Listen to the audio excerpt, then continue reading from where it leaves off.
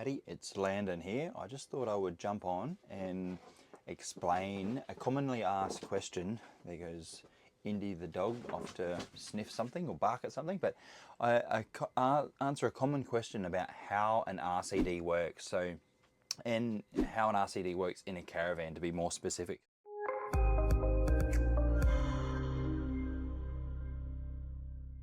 So I'm gonna try and share my iPad screen so I can draw some pictures. I'm a very visual person. I love seeing things to help understand them. But I guess like I just wanted to show like you know, so there's an active and there's a neutral conductor, and what there is there's I call them jitters. Like there's little electrons flowing down the conductor and then back, right? So sometimes I like to think of them as water, as water flowing down a pipe, and then there's a wheel at the end, right? So this is the wheel that the power's flowing down, pushing the wheel, and then it's coming back, and the wheel is the load. So we can put any type of loads along the way, and it's going to push those wheels, but then always the power is going to try and get home, right? Which is this space up here. So the way an RCD works is that it measures the active and the neutral. It measures it here to make sure that the power flowing in is exactly the same as the power flowing out. So the way it measures that is with a CT, which is a current transformer, and it measures the flow through a conductor. So what it's making sure is that the outgoing equals the coming back, to make sure that there's no stray jitters going off elsewhere. So as you would know, there's a third cable in a lot of you know, electrical appliances, and that's the earthing conductor. So the earthing conductor is often connected to the metal casing, which is around the device. Like if it's a toaster or a kettle or a dishwasher or something like that, it's often connected to that. And what that does is that then if the jitters, you know, jump out of their conductor, so their conductor being this one around here, helping the flow wheel, if there's little strays jumping out here to the casing or the earth, what it does is then it flows back down this way back to its source. So the source is up here. So we'll just write source.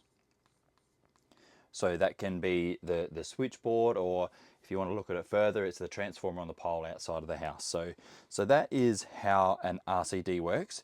But in a caravan, it works exactly the same. But the things that are different is that it's not connected to the earthing conductor, and this is where people start to get confused, because there isn't an earth as it's attached to the ground as it's sitting on its wheels, right? Like the Caravan over there, it's got its two wheels and it's got its jockey wheel. You know, that's its contact to the ground.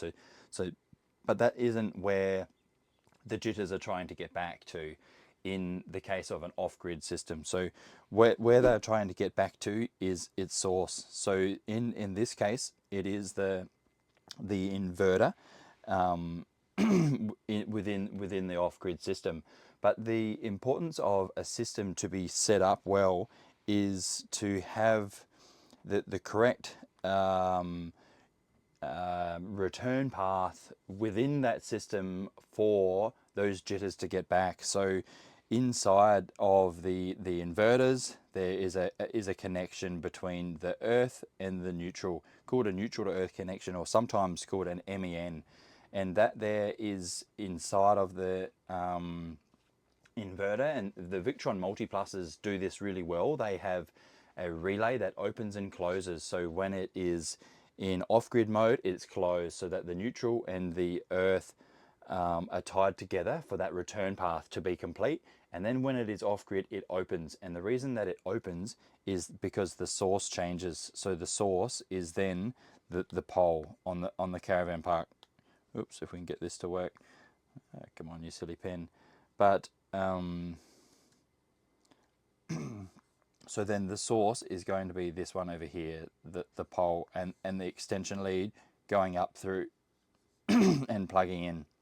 So that needs to then open that neutral to earth connection in the off-grid, in the on-grid mode, so that it relies on the neutral to earth. So then under a fault condition, the jitters will be trying to get back to its source. So they'll be trying to get back through here, through the extension lead and back to the point of supply, which, you know, really is even further down and could even be the transformer on a pole further down. But that's where the jitters are always trying to get.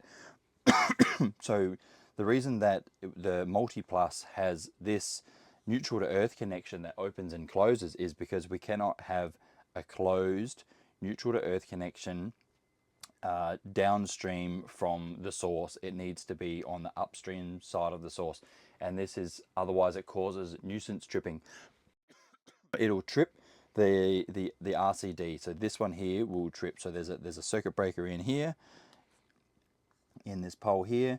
So this RCD. So when we are on grid plugged in, we'll use our bus example for when we're plugged in on grid. This connection here opens, so that goes to open, and we rely on the caravan park or our friend's shed, wherever we're getting power from, on that RCD. But then as soon as we unplug that, the MultiPlus then closes this connection. So so then it closes this connection so that its return path is local, and our onboard RCDs will operate then. So but in the wiring rules, which is AS 3001.2, and where they require is for this earthing scenario, so it's generally from the switchboard, is to be connected to the chassis. So it's connected to the frame. Let's draw a frame like this. If you understand what that is, that's a drawbar. Good drawing, isn't it, Landon? But that's the drawbar of the Caravan. So because that is what we want. If there is any jitters escaping and touching this metal frame, we want it to then trip this RCD on board. So that is what it's for. If a cable's rubbed through on a metal frame within, we want it to trip. If we become a path between the metal frame of the Caravan and the fork in the toaster, we want that power, that those jitters that have gone stray, to then to trip that RCD by measuring that imbalance. So hopefully this all is making sense. I'll watch back and I'll make sure it makes sense to me before I post it too. But it's you know, it's an important part of a system, and I help so many people build their own systems, you know, installing batteries and solar panels and all of that type of stuff. And I always say to them that the importance of getting a Sparky in to check this stuff. And it's not just to look at it and be, yep, that's right. But what we do is we test it. So there's a box. Mine's outside under the bus. It's called an RCD tester, and it's a little box that plugs into a circuit, sort of where this load would be, and it produces a fault, a small fault to earth, to then measure if that RCD trips. And really what we're doing is that we want to connect it to grid, see if it trips. We want to have it off grid, and just, well, when on grid, we want to see this one over here trip, and when off grid, we want to see this one here trip. So, and that's the importance of the testing, is that we really want to make sure that operates under a fault condition, because we don't want the frame of our Caravan to be at any live potential. We don't want any jitters to be going stray. Really, we don't want them, and that's often when fires occur and stuff like that as well, because you know, if there's a conductor rubbing against a metal casing, and that's all, you know, like it'll cause a bigger fault. So there is a few little tricks as well, that some inverters up here are an isolated type, which means it doesn't have that neutral to earth connection. And in the book, and I've also got a wiring diagram on my website, which shows your Sparky with how to connect those type of inverters so that the RCDs will trip. So the way that we do that is that we have a changeover switch, so that when we manually change it over to on-grid or to off-grid, that, oop, there goes the dog, sorry about that.